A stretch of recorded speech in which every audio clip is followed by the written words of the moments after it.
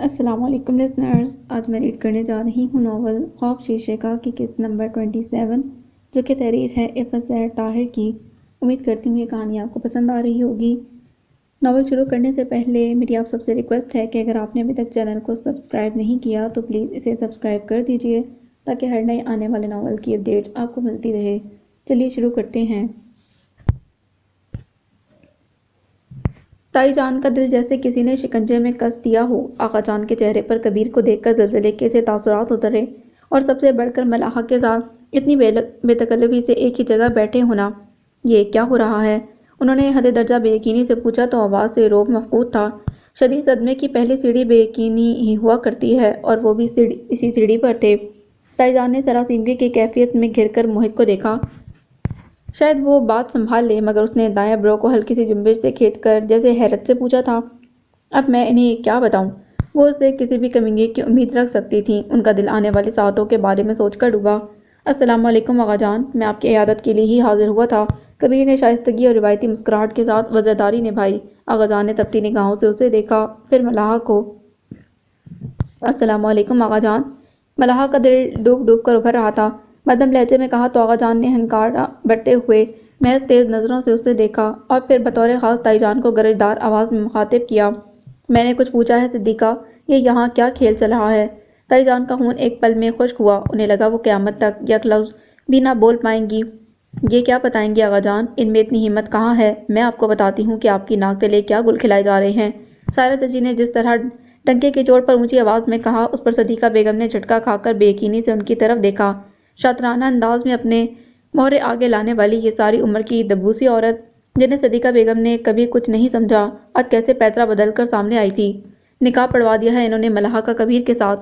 چچی جان نے لطف لیتی نظروں سے باری باری آقا جان کے اڑی رنگت والے چہرے کو دیکھتے دھماکہ کیا تو وہ دنگ سے صدیقہ بیگم کو دیکھنے لگے۔ وہ آقا جان، مردوں نے طے کی ساری بات، بچے راضی تھے تو ان سے لڑکھڑاتی زبان سے کوئی بہانہ نہ بن پایا۔ کیا بکواس کر رہی ہو؟ یہ سب کیا ہے صدیقہ؟ جی آقا جان، چچی جان سچ کہہ رہی ہیں، مہربانی ہمت کی، نکاح کر دیا ہے۔ دماغ تو ٹھیک ہے تم سب کا، یہ کیسے ہو سکتا ہے؟ آغا ذوالفقار کی نسل، ہمارا خون اتنا سستا تھا کہ اس میں تم لوگوں نے کمیوں کے خون کی ملاوٹ کر ڈالی۔ آقا جان گرج رہے تھے۔ نکالو، میں کہتا ہوں نکالو اسے یہاں سے، دفع ہو جائیے میری نظروں کے سامنے سے۔ وہ کبیر کی طرف اشارہ کر کے اتنی زور سے چلائے کہ حلق میں خراشیں پڑ گئیں اور کھانسی چھڑ گئی۔ ملاحہ نے کچھ کہنے کو لب کھولے، مگر کبیر نے انہیں دیکھ کر نفی میں سر ہلایا۔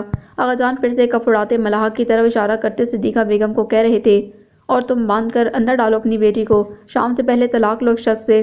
ملاحہ نے بے اختیار حلق سے امڑتی چیخ پر قابو پاتے لبوں پر ہاتھ رکھا اور بے اختیار دوسرے ہاتھ سے کبیر کا بازو گرفت میں جکڑ لیا۔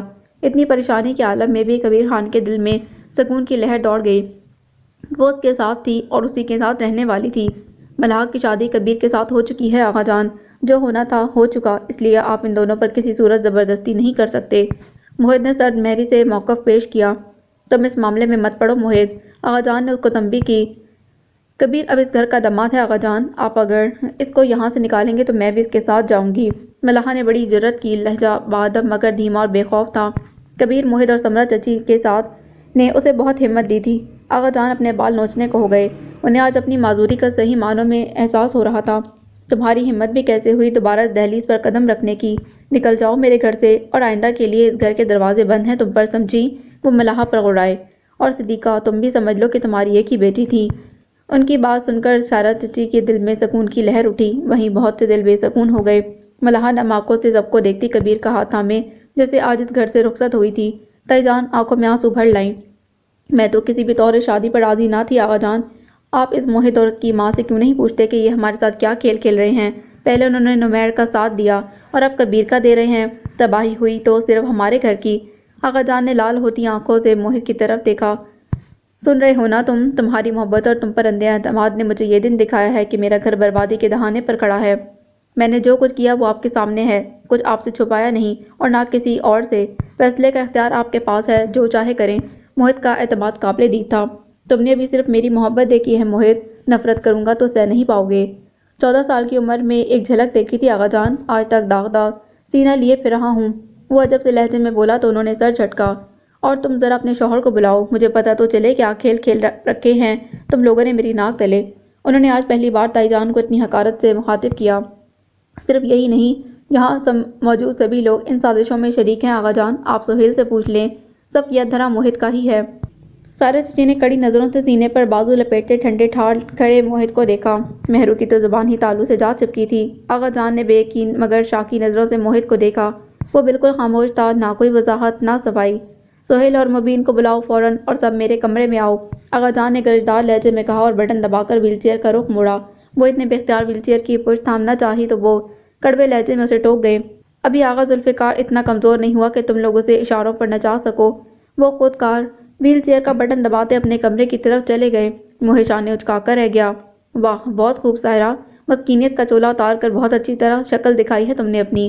آغا جان کے جاتے ہی تائی جان بل کھا کر سارا چچی پر الٹی۔ کل کا پتہ چلتا آج پتہ چل گیا، اچھا ہو گیا نا۔ وہ بڑی بہادر بنی ہوئی تھیں۔ تائی جان کا دل چاہا تھپڑوں سے ان کا منہ لال کر دیں۔ مہرو نے آگے بڑھ کر ماں کے کندھوں پر ہاتھ جما کر دھیرے سے دبایا اور ان کی آنکھوں میں دیکھ کر تنبیہ انداز میں بولی، جو ہو چکا وہ کسی کے کہنے یا چپ رہنے سے بدل نہیں سکتا امی، آپ بے فکر رہیں، عزت سے رخصت کیا ہے ہم نے ملاحہ کو۔ حق، ایک ڈرائیور کے ساتھ؟ سائرہ نے تنفر سے طنز کیا۔ جس محبت اور خلوص سے وہ ملاحہ کو لے گئے ہیں وہ بھی دنیا نے دیکھ لیا ہے سائرہ، اب بس کر دو تم لوگ، اور دولت اور منصب کے بے مقصد دائروں سے نکل آؤ۔ یہاں عام انسان بھی بستے ہیں جن کے گھر نہ صحیح مگر دل بہت بڑے اور خوبصورت ہیں۔ سمرا چچی نے تادیبی انداز میں کہا، مگر ادھر اثر ہی کسے تھا، جبکہ تائی جان مبین صاحب کو فون کرتے مسلسل سائرہ اور سہیل افندی کی متوقع چال کے بارے میں سوچ رہی تھیں۔ سائرہ کی اتنی بہادری بے وجہ نہ تھی، یقیناً ان کی پشت پر سہیل افندی کھڑے تھے۔ زور سے دروازہ کھول کر وہ اس کے کمرے میں آئی تھی۔ موہت لیٹے سے بے اختیار چونک کر اٹھ بیٹھا۔ الہی خیر، میں سمجھا زلزلہ آ گیا ہے، وہ بے اختیار بولا، پھر گہری سانس بھر کر قد توقف سے اضافہ کیا، اور ٹھیک ہی سمجھا تھا۔ یہ کیا تماشا شروع کیا ہوا ہے تم نے؟ تم کیوں آغا جان کو وقت سے پہلے مارنا چاہتے ہو؟ مہرماں نے غصے سے کہا تو اس نے اپنی طرف اشارہ کرتے حیران ہونے کی اداکاری کی۔ میں نے بھلا کیا کیا ہے؟ میں تو ان کو کبیر اور ملاحہ سے ملوانے کے لیے لایا تھا۔ تائی جان تو کبھی بھی ان کو ملنے کی اجازت نہ دیتی، اوپر سے جو ڈرامہ شروع کیا گیا وہ سائرہ بیگم کا لکھا ہوا تھا۔ تم اچھی طرح جانتے ہو کہ آغا جان کبیر اور ملاحہ کی شادی سے بے خبر ہیں۔ شاباش، کتنی عقل مند بیوی ملی ہے مجھے۔ موہت نے بے اختیار تالی بجائی تو مہرو کی رنگت سرخ پڑ گئی۔ یعنی کہ وہ ساری عمر ملاحہ اور کبیر کی شادی سے بے خبر ہی رہتے اور کل کو ان کے بچوں کو ہمسایوں کے بچے سمجھتے رہتے۔ واہ، وہ سر دھن رہا تھا۔ اگر انہیں اس اچانک خبر سے دھچکا لگ جاتا تو ان کی جان کو خطرہ بھی ہو سکتا تھا۔ مہرماں کو غصہ اسی بات کا تھا۔ او جانے دو، یہ سب ڈرامے بازی ہے، کوئی کچھ نہیں ہوتا۔ ان کی جان کو تم نے دیکھا نہیں؟ سارا قصہ جان کر بھی وہ کیسے سب کو لائن حاضر کر رہے ہیں؟ اصل میں وہ اپنی طاقت سے واقف ہیں۔ موہت نے لاپرواہی سے کہا تو مہرماں کو اور غصہ آیا۔ اپنی طاقت سے تو واقف ہی ہیں، مگر تمہاری چال بازیوں کے بارے میں تو ان کو بتاؤ نا۔ میں نے کیا ہی کیا ہے؟ معصومیت سے پوچھ رہا تھا۔ شرم کرو، ابھی اور کچھ کرنے کی کسر باقی رہتی ہے، مہرماں نے دکھ اور تعصب سے کہا۔ لیکن اتنا یاد رکھنا، اگر تمہارے کسی عمل کی وجہ سے آغا جان کو کوئی نقصان پہنچا تو میں تمہیں ساری زندگی معاف نہیں کروں گی۔ وہ اٹھ کر اس کے سامنے آ کھڑا ہوا۔ ہاں، میں بھی یہی چاہتا ہوں کہ تم ساری زندگی مجھے معاف نہ کرو، وہ بوجھل لہجے میں بولا تو مہرماں نے تنک کر کہا، یعنی تم انہیں نقصان پہنچانا چاہتے ہو؟ نہیں، اس جملے کا دوسرا نکتہ دیکھو، میں ساری زندگی تمہارے ساتھ گزارنا چاہتا ہوں، وہ برجستہ بولا تو مہرماں کے سر پر لگی تلووں پر جا بجی۔ مجھے کیا اتنا ہی بیوقوف سمجھ رکھا ہے کہ میں اپنے خاندان کے دشمن کے ساتھ ساری زندگی گزار دوں گی؟ مجھے دشمنی ہی تو نبھانی نہیں آئی، بیچ میں یہ کم بخت دل آ گیا، وہ بے ساختہ بولا۔ بس کر دو یہ ڈرامہ بازی، دشمنی ہی تو نبھائی ہے تم نے، وہ بھی دل سے، مہرماں نے بگڑے ہوئے لہجے میں کہا۔ دشمنی نبھاتا تو تمہیں غصہ آتا ہے، محبت کی بات کرو تو وہ تمہیں ڈرامہ بازی لگتی ہے، وہ بڑے افسوس سے کہہ رہا تھا، جبکہ ادھر اپنا دل وہ حال ہے کہ ایک شہزادی ہے سرد مزاج کہانی میں، ایک شہزادہ ہے جو دل سے اس پر مرتا ہے۔ وہ اس قدر برجستگی سے بولا کہ مہرماں کی رنگت تپ گئی۔ شٹ اپ، میری تمہاری نہ کوئی کہانی تھی اور نہ کبھی ہوگی، تم میری زندگی کی کہانی میں آنے والے ایک اتفاقی کردار ہو جس کی نہ کوئی اہمیت ہے نہ ہی قدر۔ بمشکل اپنے لہجے پر درستی کا خول چڑھاتی وہ افندی جیسے پرتنفر لہجے میں بولی تو موہت نے بے اختیار اس کے ہاتھوں کو اپنے ہاتھوں میں لے لیا۔ مگر میں چاہتا ہوں کہ میں ساری زندگی تمہارے ساتھ گزاروں، بے شک تم کبھی مجھے معاف نہ کرو، وہ بوجھل لہجے میں بولا تو مہرماں کی جیسے سانس تک رک گئی۔ مجھے تم سے زیادہ اپنے گھر والے پیارے ہیں اور میری طرف سے تم کسی خوش فہمی کا شکار مت رہنا۔ میں جب بھی اپنی زندگی کا کوئی فیصلہ کروں گی موہت افندی کا اس میں نام تک نہ ہوگا۔ اس کے ہاتھوں کی گرفت سے اپنے ہاتھوں کو کھینچ کر نکالتے وہ لرزتی پلکوں اور کمزور لہجے کے ساتھ بمشکل بولی، اب یہ مت کہنا کہ تمہیں نمیر افندی سے محبت ہو گئی ہے، وہ بے یقینی سے بولا تو اس کی بات سن کر مہرما بدک گئی۔ میری زندگی میں تو دونوں ہی دھوکہ بن کر آئے ہیں۔ بعض اوقات دھوکے میں لپٹی زندگی بہت خوبصورت ہوتی ہے۔ موہت نے اسے یقین دلانا چاہا۔ نفرت ہے مجھے دھوکے بازوں سے، اور تم لوگوں نے اپنے بدلے کے لیے جتنا خراج میری زندگی اور خوشیوں سے وصول کیا ہے، اس کا بدلہ اس زندگی میں تو نہیں چکا سکتے تم لوگ۔ اور ذرا حقیقت کھلنے دو، آغا جان سے بندوق لے کر ایک گولی میں خود ماروں گی تمہیں۔ مہرما نے بمشکل اپنی آنکھوں کی نمی کو پیچھے دھکیلتے تلخی سے کہا تو وہ چپ سا ہو گیا۔ مہرما جیسے آئی تھی ویسے ہی کمرے سے نکل گئی۔ آغا جان کی گرج آج افندی ہاؤس کے در و دیوار ہلا رہی تھی۔ آگ کر دوں گا میں تم جیسی ناخلف اولاد کو۔ وہ مبین افندی کے ٹکڑے کرنے کو راضی تھے۔ ایک ڈرائیور کو دامادی میں لینا ان کا ناقابل معافی گناہ بن چکا تھا۔ سہیل سے مشورہ کیا تھا میں نے۔ وہ ہکلائے تو سہیل افندی نے سرد مہری سے کہا، اپنی کرنی مجھ پر مت ڈالیں بھائی صاحب، بیٹی آپ کی، فیصلہ آپ کا، آپ تو بھابھی کی اجازت کے بنا تھوکتے بھی نہیں۔ مبین افندی نے توک نکلی، موہت کا قصور ہے سارے کھیل میں آغا جان۔ آخرکار انہوں نے راز فاش کر ہی دیا۔ اس نے وعدہ کیا تھا اگر یہ شادی ہو گئی تو وہ نمیر کے اکاؤنٹ سے سارا پیسہ واپس لوٹا دے گا، اور اس نے ایسا ہی کیا۔ موہت خاموش بیٹھا رہا، صوفے میں دھنسا ٹانگ پر ٹانگ جمائے بے نیاز۔ مہرو نے اس پر سلگتی نگاہ ڈالی اور وہ جیسے اپنا من پسند ڈرامہ دیکھ رہا ہو بیٹھ کر۔ خبیث انسان، اور تم روپیوں کے لالچ میں ضلالت کے اس گڑھے میں اتر گئے۔ روپیہ تو ویسے بھی نکلوا لیتے ہم اس ذلیل شخص سے۔ وہ دھاڑے تھے، بینک میں سارا پیسہ واپس آ چکا ہے آغا جان، وہ دبے لہجے میں بولے۔ بیٹی تو چلی گئی نا؟ آغا جان کا دکھ میں لپٹا لفظوں کا خنجر سیدھا مبین افندی اور تائی جان کے دل میں گڑ گیا۔ موہت، کیوں کیا تم نے ایسا؟ تم نمیر کے ساتھ ملے ہوئے ہو یا اس نے کبیر کو اپنا کھلونا بنا رکھا ہے؟ صاف اور سیدھی بات بتاؤ۔ آغا جان کے لب و لہجے میں خون جماتی سرد مہری تھی۔ سمرا چچی نے بے اختیار موہت کو دیکھا۔ وہ گہری سانس بھرتا سیدھا ہو بیٹھا، پھر اس نے ہلکے سے مسکرا کر آغا جان کو دیکھا۔ ایک یہی جن ہے جو ایسی سچویشن میں بھی آغا جان کے سامنے مسکرا سکتا ہے۔ مہرما کو جھرجھری آئی۔ ایسا کچھ نہیں ہے آغا جان، کبیر کا پرپوزل آیا تھا ملاحہ کے لیے، تائی جان کو پسند آ گیا، انہوں نے ہاں کر دی، اور جہاں تک بات ہے نمیر کی، وہ روانی سے بولتے رکا۔ ایک نظر تائی جان کے پہلو میں بیٹھی مہرو پر ڈالی۔ اس کی عجیب سی مسکراہٹ نے مہرو کا دل دھڑکایا۔ تو اسے روپیہ واپس نکلوانے کا سارا کریڈٹ مہرو کو جاتا ہے؟ اس کی ایک کال پر اس مرد مجاہد نے سارا پیسہ واپس ہمارے اکاؤنٹ میں ٹرانسفر کروا دیا۔ مہرو اور باقی سب کو 440 وولٹ کے کرنٹ سے اتنا شدید جھٹکا نہ لگتا جتنا شدید جھٹکا اس سفید جھوٹ سے لگا۔ مبین افندی نے بے یقینی سے مہرما کو دیکھا۔ تمہارا رابطہ ہے اس سے؟ مہرو کی پیشانی چمکی، سب کی نظریں اس پر تھیں۔ وہی کبھی کبھار کی کال، آغا جان نے کہا تھا کہ اسے کسی طرح ملنے کے لیے افندی ہاؤس بلانا۔ وہ ہکلائی کہ موہت ہونٹوں پر محظوظ کن مسکراہٹ پھیلی۔ تم مبین افندی، اپنا بوریا بستر اٹھاؤ اور دفع ہو جاؤ یہاں سے۔ تم اب ہمارے ساتھ رہنے کے قابل نہیں رہے، اچھوت ہو چکے ہو اس ڈرائیور کو فرزندی میں لے کر۔ آغا جان نے حکم دیا تو مبین افندی ہل کر رہ گئے۔ وہ مارا، موہت نے اطمینان سے صوفے کے پرزے ٹیک لگائی۔ پہلی ووٹ گر گئی تھی، مہرما نے دکھ سے آنکھیں میچی۔ آغا جان، مبین افندی گنگ ہو گئے۔ آغا جان اس وقت وہی آغا ذوالفقار لگ رہے تھے جن کے روب اور دبدبے سے افندی ہاؤس کے در و دیوار کانپا کرتے تھے۔ اور سہیل، کل صبح ہوتے ہی اس عورت کو بھی گھر سے باہر نکال پھینکو، میں دیکھتا ہوں کیسے وہ ذلیل شخص سامنے نہیں آتا۔ ان کے اگلے حکم نے موہت کو اپنے پیروں پر کھڑا ہونے پر مجبور کر دیا۔ ان کا اشارہ یقیناً زرنگار کی طرف تھا۔ آغا جان، کیسی باتیں کر رہے ہیں آپ؟ اس سارے معاملے میں ان کا کیا قصور؟ ماضی میں کی گئی ناانصافی کا مداوع کرنے کے بجائے آپ پھر سے وہی کہانی دہرا رہے ہیں۔ وہ سخت لہجے میں گویا ہوا، اس بیچاری عورت کا یہ قصور ہے کہ اس نے ایک سپولیا پیدا کیا ہے جو ہمارے خاندان کی جڑوں میں زہر بھر رہا ہے۔ آغا جان نے نفرت سے لفظوں کو چباتے کہا، اور تم، اس گھر کی عزت کو ٹھیس پہنچائی ہے تم نے موہت، تمہاری ہمت کیسے ہوئی کبیر کا ساتھ دینے کی؟ کوئی گرا پڑا شخص نہیں ہے وہ آغا جان، اور ملاحہ اپنے والدین کی رضامندی سے رخصت ہوئی ہے اس کے ساتھ۔ موہت کا لب و لہجہ بھی بے مروتی کی حد کو چھو رہا تھا۔ اس گھر کی بنیادوں کو ہلانے میں کسر تو تم نے بھی کم اٹھا نہیں رکھی صاحبزادے۔ سہیل افندی نے موہت پر کڑی نگاہ ڈالی۔ اگر وقار کا بیٹا اس گھر کے لیے سپولیا بنا ہے تو کم نقصان تم نے بھی نہیں پہنچایا۔ وہ تلخی سے حقیقت بتا رہے تھے۔ آغا جان، قصور نمیر افندی کا ہے تو سزا بھی اسی کو ملنی چاہیے۔ میں اس سے بات کروں گی تو آپ دیکھیے گا وہ سر کے بل آپ کے پاس آئے گا۔ مہرما نے موہت کا سرخ پڑتا چہرہ دیکھتے بڑے یقین سے آغا جان کو کہا تو انہوں نے ہنکار بھرا۔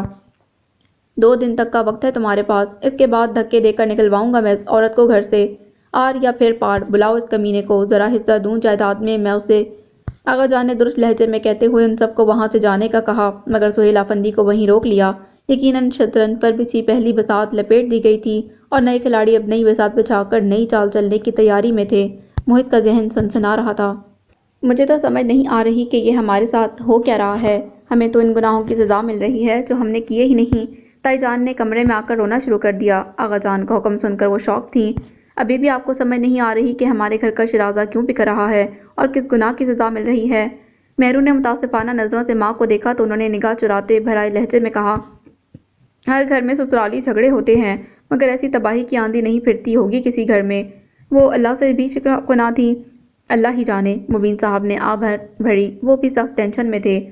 مہرماں نے بمشکل ضبط کیا، اللہ ہی تو جانتا ہے، اور بے شک وہ بہتر جاننے والا ہے۔ وہ جب انصاف کرنے پر آتا ہے تو اس کے دونوں پلڑے ایک برابر ہوتے ہیں امی، پھر ایسی ہی تباہی پھرا کرتی ہے۔ تم کیا طنز کرنے بیٹھ گئی ہو؟ ایسا کون سا گناہ عظیم کر دیا ہم نے؟ تائی جان سے برداشت نہ ہوا تو وہ تیز لہجے میں بولی، اب تم لوگ نئی بحث مت شروع کر دینا، پہلے ہی سر درد سے پھٹ رہا ہے۔ مبین صاحب کو ان کی آوازیں بھی اچھی نہ لگ رہی تھیں، مگر مہرماں انہیں نظر انداز کرتے ماں کے پاس آ بیٹھی اور ان کا ہاتھ اپنے ہاتھوں میں لے لیا۔ امی، کیا آپ کو واقعی اپنا کوئی گناہ یاد نہیں؟ برائے لہجے میں پوچھا تو وہ دم بخود سے اسے دیکھنے لگیں، پھر بمشکل بولی، کیا بکواس کر رہی ہو؟ آپ نے 14 برس پہلے کسی بے گناہ پر بہتان لگایا تھا، بدکرداری کا بہتان امی، گناہ عظیم، اور پھر ایک یتیم بچے کو دھکے دے کر گھر سے نکلوایا۔ وہ ناموق آنکھوں کے ساتھ بولی، پھر مبین صاحب کی طرف نظر اٹھائی جو صدیقہ بیگم ہی کی طرح دم بخود تھے۔ آپ کو پتہ ہے نا کسی پر بہتان باندھنا کس قدر عظیم گناہ ہے، اور ابو آپ نے ہر قدم پر امی کا ساتھ دیا، کیا یہ سب قدم گناہ نہ تھے؟ میرا نکاح پر نکاح کرنا کیا آج بھی آپ کو گناہ نہیں لگتا؟ اور کیا اب بھی آپ کو اللہ سے یہ سوال پوچھنے کی ضرورت ہے کہ ہم ہی کیوں ان آزمائشوں کے لیے؟ ایک طوائف کو طوائف کہنا کوئی گناہ نہیں۔ صدیقہ بیگم نے اپنی صفائی پیش کرنے کی کوشش کی۔ وہ طوائف جو شرافت کی زندگی بسر کرنا چاہتی تھی، لیکن آپ لوگوں نے اس کی اس خواہش پر شرمندہ کر دیا۔ آپ لوگوں کے نزدیک تو پھر ایک کافر کو بھی کبھی مسلمان ہونے کی اجازت نہیں ملنی چاہیے۔ مہرماں نے طنز کیا، اس گھر میں آغا جان کے بنائے ہوئے اصول چلتے ہیں، تم یہ بات اچھی طرح جانتی ہو، صرف میرے کہنے سے کچھ نہیں ہوا تھا۔ صدیقہ بیگم نے کمزور لہجے میں اپنا دفاع کیا، اللہ کا واسطہ ہے امی، اب تو اپنی غلطی مان لیں، گناہ کا خود سے اعتراف کرنا بھی توبہ کی پہلی سیڑھی ہے۔ مہرماں نے عاجز آ کر کہا، اب ان ساری باتوں کا کیا حاصل؟ مبین صاحب نے پھیکے لہجے میں کہا تو ان کے لب و لہجے میں درد آئی۔ تبدیلی کو محسوس کرتے مہرماں نے جلدی سے کہا، اپنی غلطی کو مان لینا اور اسے سدھارنے کی کوشش کرنا کبھی بھی غلط نہیں ہوتا، اور نہ ہی اس میں کوئی دیر ہوتی ہے۔ توبہ کا در تو ہمیشہ کھلا رہتا ہے ابو۔ اچھا اب جاؤ اور دماغ مت خراب کرو میرا، تم تو ایسے کہہ رہی ہو جیسے غلطی صرف ہماری ہی ہے۔ صدیقہ بیگم نے اسے ٹالنا چاہا، ہماری ہی ہے اسی لیے تو پکڑ میں بھی ہم ہی آئے ہیں امی، اس لیے اس نے بھیگی آواز میں کہا، اور گہری سانس بھرتی اٹھ کھڑی ہوئی۔ برسوں کا لگا زنگ بھی آسانی سے ڈرنے والا نہیں تھا، دلوں کی مہریں ہٹنے میں وقت لگا کرتا ہے۔ مہرماں مزید کوئی بات کیے بنا کمرے سے باہر نکل آئی، مگر ان دونوں نفوس کے سوچنے کے لیے کئی سوال چھوڑ گئی۔ ملحہ گھر آ کر بھی ٹینشن کا شکار تھی، اس کے آنسو بے اختیار بہے جا رہے تھے۔ کبیر سے کچھ ہی دیر برداشت ہوا، پھر وہ بے بس ہو کر اس کے پاس بیٹھ گیا۔ اب بس بھی کر دو یار، ابھی نئی بات ہے آغا جان کے لیے، آہستہ آہستہ سب ٹھیک ہو جائے گا۔ نہیں، تم اچھی طرح جانتے ہو آغا جان نے کہہ دیا تو کچھ بھی ٹھیک نہیں ہوگا، وہ مجھے کبھی بھی اس گھر میں داخل نہیں ہونے دیں گے۔ ملحہ کو رونا آئے جا رہا تھا، یہ سب تو طے شدہ باتیں ہیں ملحہ، اس میں ایسی کوئی نئی بات نہیں ہے جسے تمہیں صدمہ لگ گیا ہو۔ آغا جان کو جب بھی پتہ چلتا یہی سب ہونا تھا۔ کبیر کو سمجھ نہ آ رہی تھی۔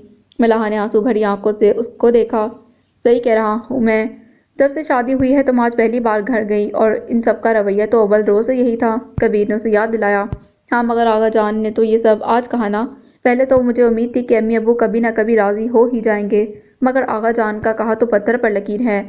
ملحہ کو صدمہ لگا، کبیر کو ہنسی آ گئی اور ملحہ کو اس کی ہنسی پر غصہ۔ بڑے افسوس کی بات ہے کبیر خان، میرے دکھ پر تمہیں ہنسی آ رہی ہے؟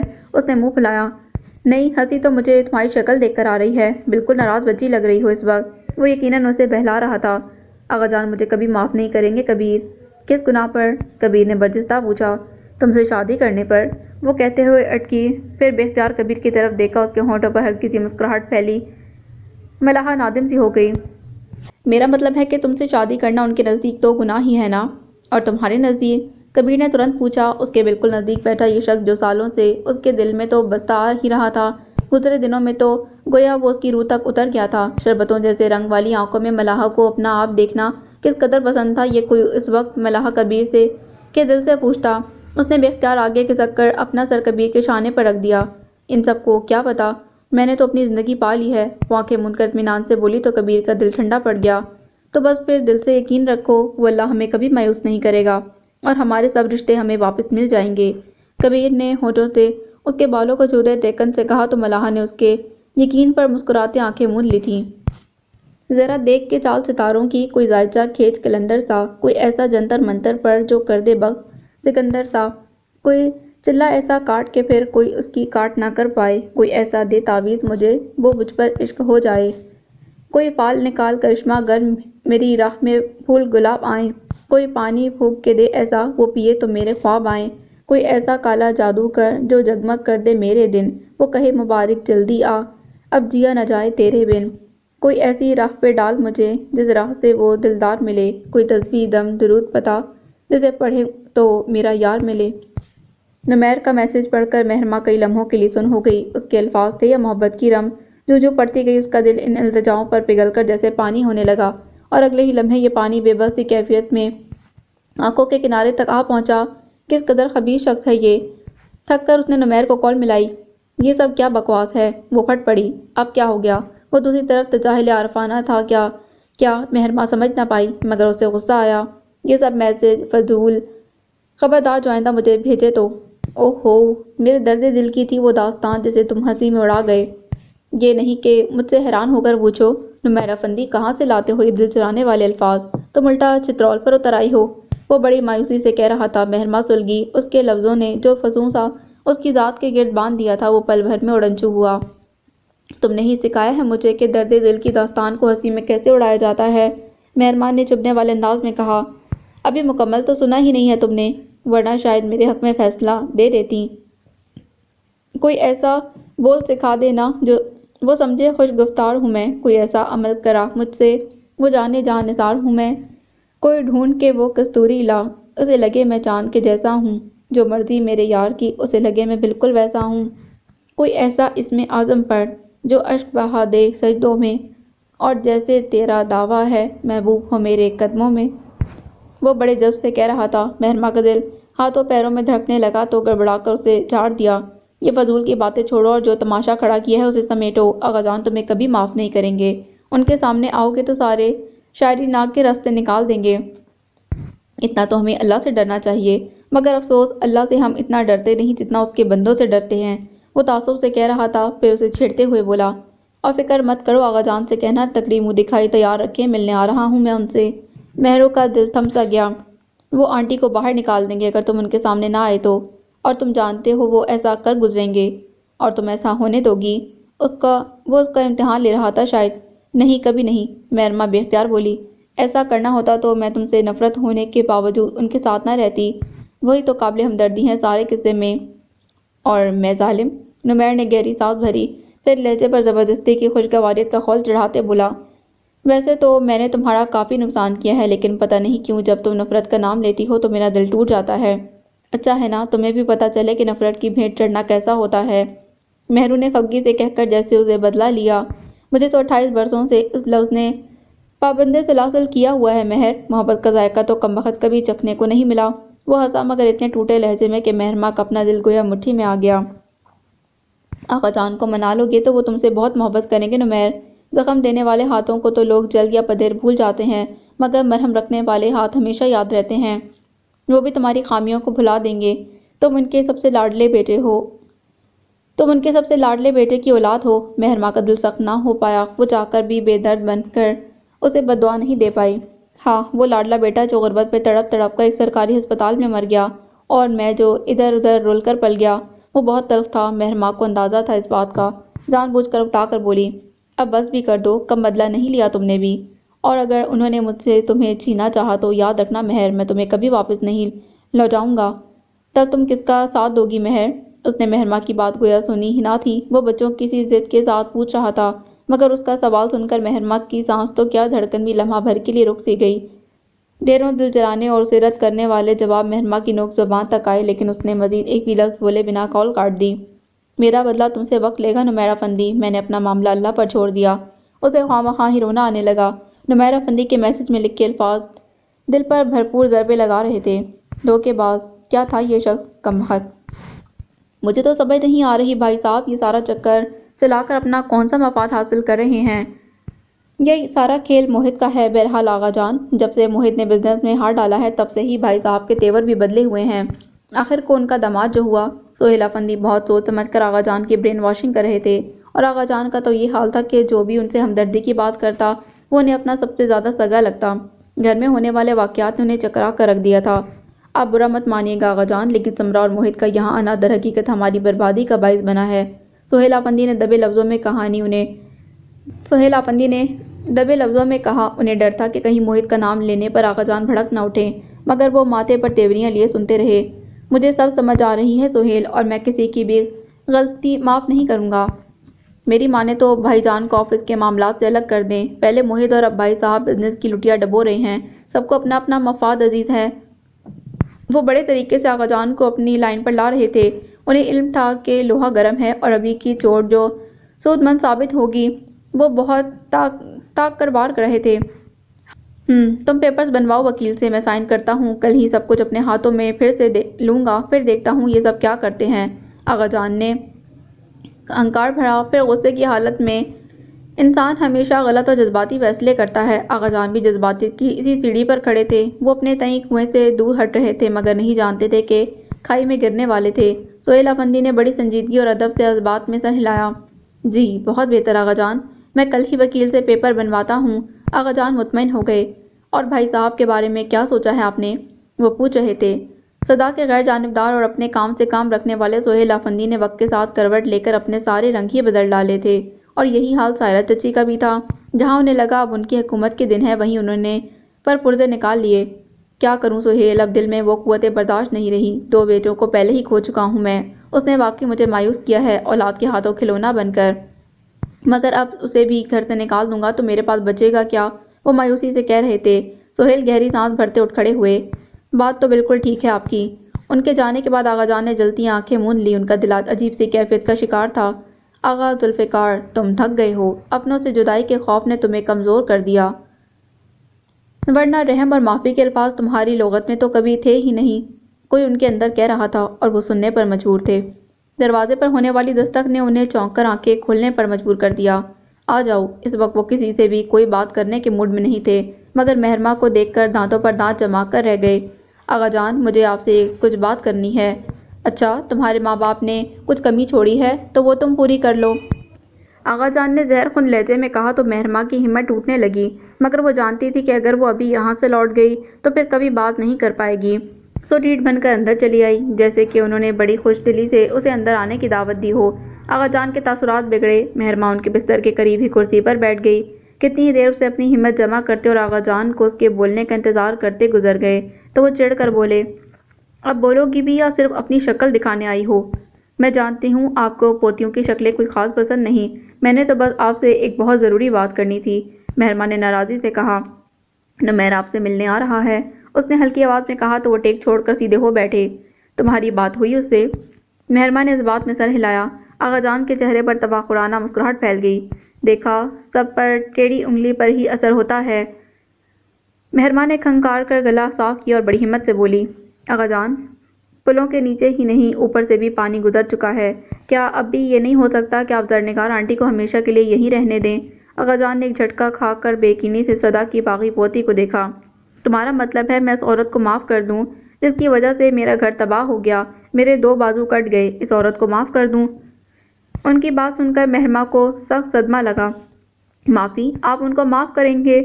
گستاخی معاف آغا جان، مگر حقیقت یہ ہے کہ وہ نہیں بلکہ ہم سب ان کے گناہگار ہیں۔ معافی تو ہمیں مانگنی چاہیے ان سے۔ ہماری تنگ دلی اور سخت دلی کی وجہ سے ان کا ہستہ بستہ گھرانہ اجڑ گیا ہے۔ ان کی خاموشی بد دعا عرش پر جا کر رنگ لے آئی۔ آغا جان، آپ کے 2 بیٹے گئے، میری زندگی کے تمام رنگ۔ وہ تھک کر رکی تو اس کا تنفس تیز تر ہو رہا تھا۔ وہ اس کی باتیں سن کر آغا جان کی آنکھیں پہلے تو حیرت سے پھیلیں، پھر ان کا چہرہ غضب سے لال ہو گیا۔ تمہاری یہ جرأت، تم اس غلیظ عورت اور اس کے ناپاک بیٹے کی حمایت کرنے آئی ہو یہاں؟ میں تمہیں منہ سے کف اڑا دے۔ وہ غم اور غصے کی تصویر لگ رہے تھے، مگر سینے سے اٹھتے درد نے انہیں مزید دھاڑنے کا موقع ہی نہ دیا۔ وہ درد کی شدت سے دھیرے ہونے لگے تو مہرماں کے ہاتھوں کے طوطے اڑ گئے۔ اس نے فوراً اپنے حواس بحال رکھتے ان کے میڈیسن باکس میں سے ایک گولی نکال کر ان کی زبان کے نیچے رکھی اور نرم ہاتھوں سے ان کا سینہ مسلنے لگی۔ لمحوں کے بعد ان کی طبیعت سنبھلی۔ وہ ان کے بستر کے پاس کھڑی نادم سے انگلیاں مروڑتی رہی۔ اب دفع بھی ہو جاؤ یا مار کر ہی جاؤ گی مجھے؟ وہ کمزور مگر چڑے ہوئے سخت لہجے میں بولے۔ اللہ نہ کرے آغا جان، اللہ تعالیٰ آپ کو صحت عطا کرے، وہ دہل کر پھر خلوص سے دل سے دعا دینے لگی۔ میں تو صرف یہ کہنا چاہتی تھی کہ نمیر افندی آپ کے پاس آئے تو یہ مت سوچیے گا کہ اس نے میرے ساتھ کیا کیا ہے، آپ بس اپنے دل پر ہاتھ رکھ کر فیصلہ کیجیے گا کہ وقار افندی کا بیٹا کیا ڈیزرو کرتا ہے، آپ کی محبت یا نفرت۔ وہ نفرت ہی کے قابل ہے مہرو، تو مجھے پٹیاں مت پڑھاؤ۔ اس نے تمہیں نہیں ہمارے خاندان کی عزت کو اغوا کیا تھا، اس نے اپنے عمل سے ثابت کر دیا کہ اس کی رگوں میں کیسی عورت کا خون ہے۔ وہ بے رخی سے بولے، اس کی رگوں میں وقار افندی کا خون ہے آغا جان، ورنہ وہ مجھے کبھی یہاں چھوڑ کر نہ جاتا، اپنا بدلہ پورا کرتا، مجھے اپنے پاس رکھ کر۔ مہرماں نے نڈر ہو کر کہا تو وہ چپ رہ گئے۔ سب کہتے ہیں کہ وقار چچا آپ کے سب سے لاڈلے بیٹے تھے، آپ کو اور دادو جان کو ان سے بہت محبت تھی، مگر اب ان کے لاڈلے سے اتنی شدید نفرت۔ جیتے جی تو کچھ نہیں دیا ہم نے انہیں، مگر اب ان کی روح کو تو سکون دے سکتے ہیں، ان کی فیملی کو اپنا کر۔ مہرو، آغا جان نے تھک کر سر تکیے پر ڈالا اور سرخ ہوتی آنکھیں موند لیں۔ جی آغا جان، وہ ان پر جھک گئی، شاید ان کی منت ترلے کام کر گئے تھے۔ دفع ہو جاؤ اور اب ایک ہفتے تک تمہاری شکل نظر نہیں آنی چاہیے۔ وہ آنکھیں بند کیے سختی سے بولے تو وہ منہ بناتی فوراً سیدھی ہوئی۔ ٹھیک ہے آغا جان، ناراضی سے کہہ کر وہ ان کے کمرے سے باہر نکل گئی، مگر اب دل ہلکا ہو گیا تھا، سارا غبار نکال ہی لیا تھا آغا جان کے سامنے۔ اس کے جاتے ہی آغا جان نے آنکھیں کھولی اور چھت پر نظریں جما دیں، ان کی لال پڑتی آنکھوں میں نمی کی ہلکی سی چمک دکھائی دے رہی تھی۔ آج وقار افندی کا ذکر بہت عرصے بعد کیا تھا کسی نے، ان کا سب سے وجیح اور لاڈلا بیٹا، ضدی اور ہٹ دھرم، مگر یہ کوئی انوکھی بات نہ تھی، افندیز کو انا پسندی اور ہٹ دھرمی ورثے میں آغا جان سے ہی ملی تھی۔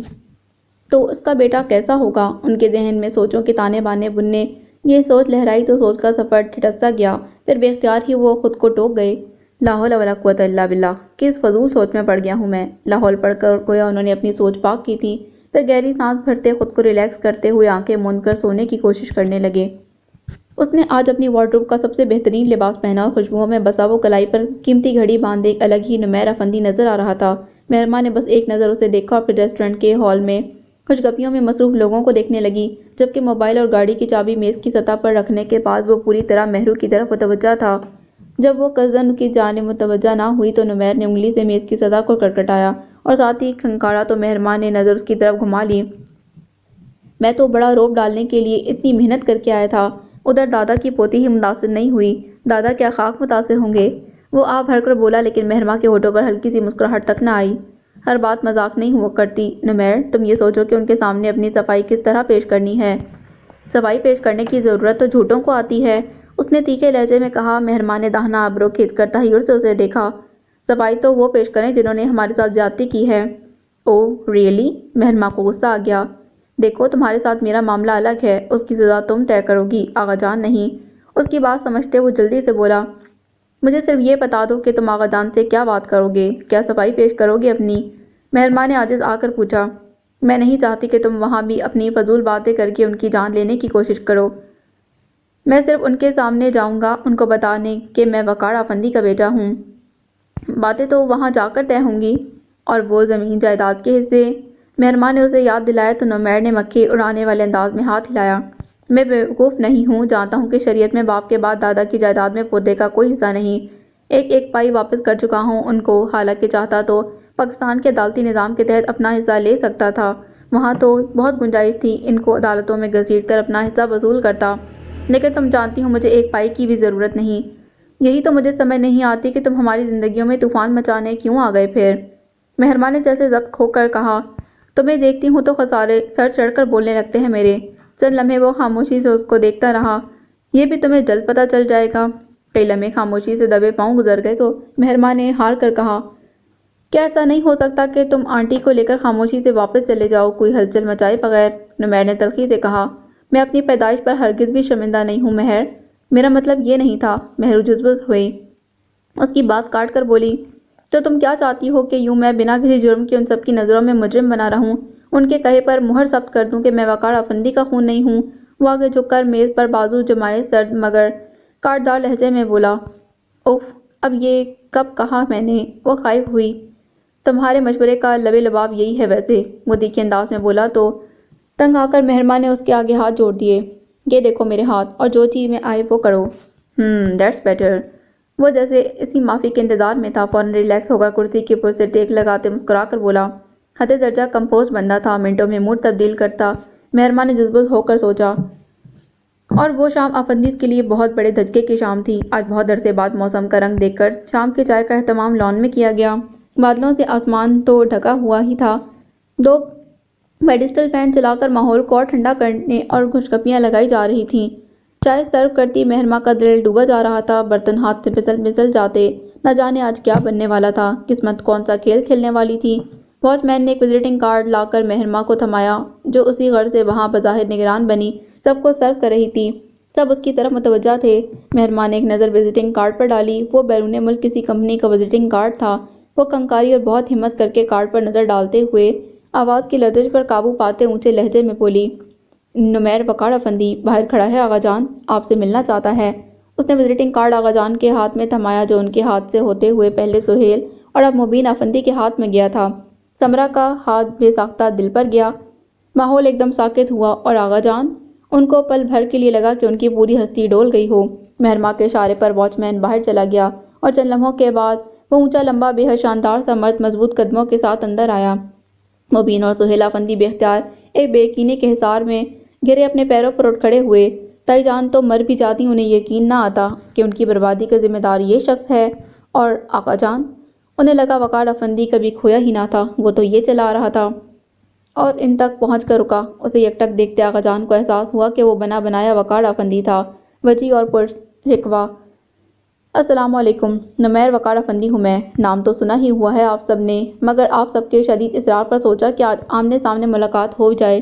سنجیدہ سا لہجہ ان سب کے آس پاس گونجا تو وہاں پر پل بھر میں جیسے طوفان نوحہ گزر گیا تھا، جبکہ وہ کرسی گھسیٹتے اطمینان سے بیٹھ رہا تھا، اور اسے دیکھتے ہی گولی مار دینے کا دعویٰ کرنے اور عزم رکھنے والے آقا جان کی نگاہ ایسے نم ہوئی کہ نمیر افندی کے عقب میں موہد افندی کا عکس دھندلا سا گیا۔ دنیا تیرے مزاج کا بندہ نہیں ہوں میں، اوجھل سے ہی نگاہ سے ڈوبا نہیں ہوں میں، اب رات ہوشیار کے ہارا نہیں ہوں میں۔